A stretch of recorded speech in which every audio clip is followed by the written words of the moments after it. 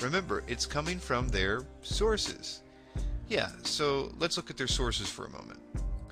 Channeling and other forms of direct contact with the quote spirit world have been the primary way that this idea has come down to us. I have already mentioned David Wilcock and Ra. Ra, who apparently takes over Wilcock's body from time to time, thinks the exact same way as the other entities who take over other people's bodies all over the world. The only difference seems to be that the entities will claim to be different things to different people. Some of them claim to be either aliens from other planets, Pleiadians or Greys. Sometimes they claim to be ascended masters from this planet, or light beings, or angels, or even just plain regular dead people. They definitely play to the particular person's paradigm. I would have the listener notice at this point that some of these claims are mutually exclusive. That is to say that it appears that although the message is exactly the same, which to me suggests a relationship, what they tell the humans about what they are is sometimes vastly different, which suggests that they aren't the most honest of beings, whatever they may be. In fact, much of the Enlightenment movement was started by people who admit their work is in some cases directly dictated to them from these entities. Take David Icke, for example, one of the best-known proponents of a coming spiritual awakening in 2012. Much of his own testimony is one of, quote, extra-dimensional entities telling him to write books on this. He claims that much of his early research was given to him directly from them. The same is true with the birth of the New Age movement itself, through H.P. Blavatsky and Alice Bailey, who claim to have been given their teachings by, quote, ascended masters, or humans who apparently have achieved this state of enlightenment. So how will this idea of spiritual enlightenment lead to genocide? Very easily, given the proper circumstances. And it is my belief that the proper circumstances are in fact being planned. First, let's look at some verbiage associated with the supposed coming enlightenment. Notice especially the view of those that do not wish to be enlightened, or those that simply will be unable to advance to the higher level like everyone else. There's a lot of talk about the need to eliminate one group in order for the rest of the world to progress into this new, promised spiritual utopia. Michael Tsarian said the following, and that end date of 2012 signals major changes, positively, for consciousness. Again, as I repeat, before you can have the light, or when you have a bright light, the first thing you notice is the dirt. The survivors are those who can adjust their consciousness and mentality to the nonviolent movement of nature and synchronize their psyches with the universal meta-theme, having the fates conspire to augur in cataclysmic external and internal events in order to undermine the rotten edifice that we stand worshipping and bring it crashing down around us. As this photonic light gradually intensifies, most people's consciousness are going to rebel, as we all do when a bright light is shined in our face. We turn away and cover our eyes. We may even strike out at those holding the light towards us. Those few that can face this light and who are prepared for it will be guided, given their healing, and able to live their dreams. But these few will have to be deeply able to understand what's happening to those around them in order to be defended against the worst effects of this irregular but radical change. David Icke, another person who thinks that the 26,000-year precession cycle will somehow pass the Earth through a light nebula in 2012, says the following, then we can go into a stage 2, which is an incredible consciousness shift which is going to happen, and is happening for many people already, but it can happen for everyone if we open up to the knowledge of what's going on, and to do that, the edifice of oppression must go. And the second is not going to happen for many people unless we remove the edifice of suppression. Because many people are going to think, what the heck is going on? And they're going to go through this great change in a complete fog of what's happening. Fear, oh my goodness, what's happening? Two things to do here. One is to start focusing on how the world is controlled, identifying it, removing it. Secondly, we can all concentrate on the transformation spiritually that is unfolding in the year 2012 and beyond. Icke and Tsarian and all the 2012 proponents go on at length to tell us why we need to evolve from the spiritual state that we are currently in. It's more of the tired old line that all the problems of the world were caused by religions, and that religions, especially the Christian one, is the greatest enemy of enlightenment. This is the idea that I explain in my video, Religious Wars, Fact or Fiction, that is also a piece to this complicated web of indoctrination we are all going through. The sum of the video is that it was never true believers of any religions that caused wars, but instead it was the governments who, through controlling education systems, perverted religious teachings so that they could get their people to fight wars for them. In fact, that's the reason why the Bible was kept from Christian after Rome took over Christianity. Because true Christian teaching has literally no place for anything but absolute peace and love for your enemies. And that concept is not good for governments that love war. So I will now stop beating around the bush and tell you what I think is going to happen, and how it will lead to genocide. Keep in mind, this is my opinion, and I'm still working on it. And I'm sure that many of the details that I will propose about how we will get there are going to be wrong. But we will get there. An event will happen that they will control that will activate all the years of indoctrination that we have been subjected to over the last few years. The following could happen a number of ways, but many things will be accomplished with it. I have hypothesized in the past that it could be done with a false alien manifestation, where we are all saved from ourselves, just in the nick of time, by them. And I still think it will have something to do with this, i.e. extraterrestrials. One of the reasons is because it would also activate some of our other programming at the same time, namely that we have been, in the same manner as 2012, taught to think that alien existence equals no God. And so it would help us to go into the new system united with a new belief about our origins, as well as a worldwide rejection of God. This will be important later. This new religion will be one where man believes himself to be God, again activating years of latent programming.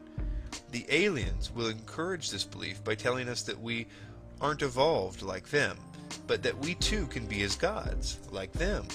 And I will eat my hat if it is not claimed that they genetically created us, because that idea would finally give evolutionists a way to temporarily explain the DNA code, and the world would embrace this as a scientific truth.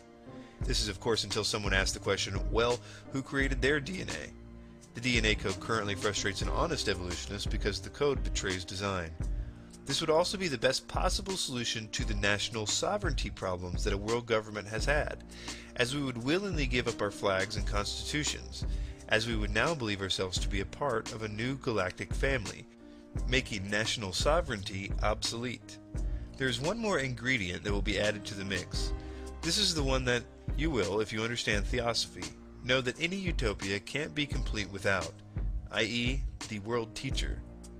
In addition to the stated objectives, as of 1889, Helena Blavatsky purportedly had told a group of theosophical students that the real purpose of establishing the society was to prepare humanity for the reception of the world teacher when he appeared on Earth.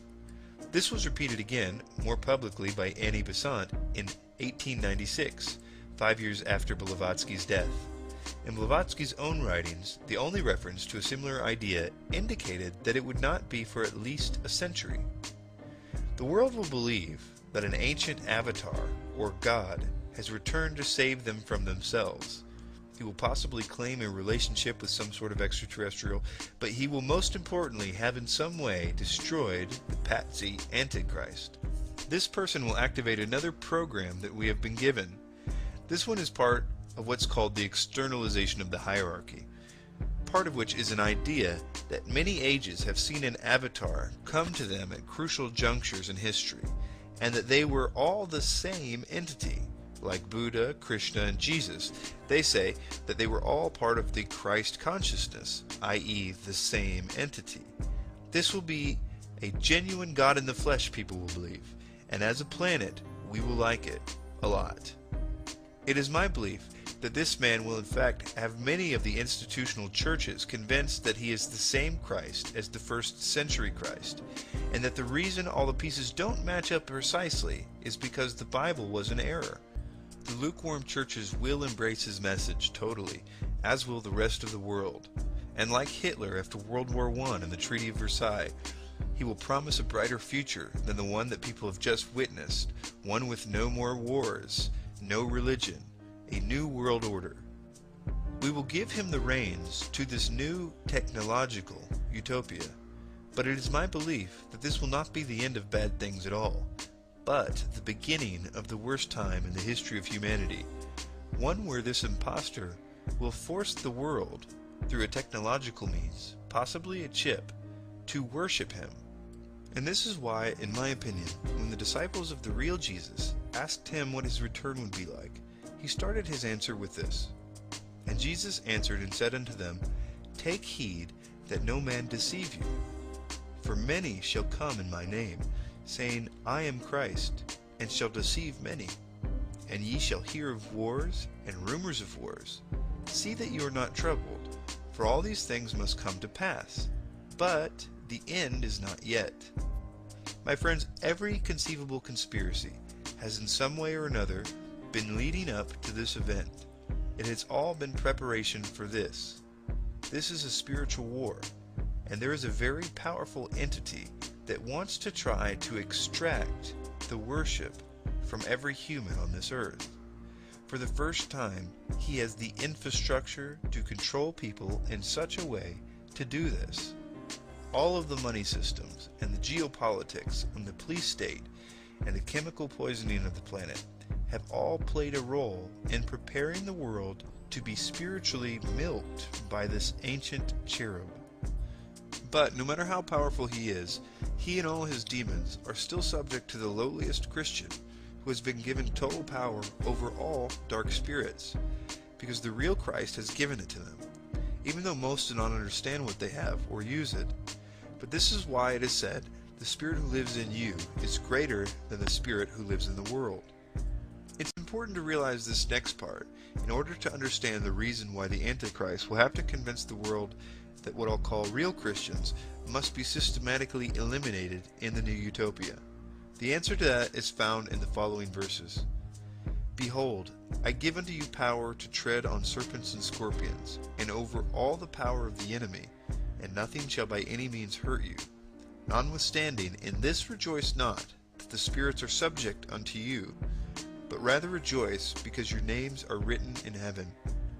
The Bible also talks about this final world system killing Christians by the untold millions for not worshiping this false Christ. It has always been one of the hardest verses to understand in the Bible for me. How could a world that pretends to be so moral acquiesce to such a horrible, brutal genocide? I thought that we would have grown out of genocides by now, after seeing so many in this last century. The answer is that it won't be the same world. Christianity is the only religion that has been explicitly warned about this false peace, and it will serve as yet another reason why they will need to be made the public's #1 enemy. They simply cannot go along with this new utopia. But you can be sure that the world will be told that this resistance to the new utopia is because they are the old system, and that they are holding everyone back from the spiritual evolution that the world deserves. Okay, what do? The world's a mess. We're going to see the end of it. It's going to get really bad really soon. What do? We should do exactly what Jesus told us to do 2,000 years ago. He said, go ye into all the world, teach all nations, baptize them, get them saved, and then teach them to go do the same thing. You know, Jesus lived under Roman control. So, go win souls. The Bible says, my people are destroyed for lack of knowledge. We need to know what to do. Today, what we need are some men and women of understanding to tell us what to do. In the book of Proverbs, it says, by a man of understanding and knowledge, the state thereof shall be prolonged. We need somebody who understands what to do. The Bible says in Deuteronomy, take wise men and understanding, and known among the tribes, and I will make them rulers over you. Solomon said, give therefore thy servant an understanding heart, that I may discern between good and bad. The Bible says Abigail was a woman of good understanding.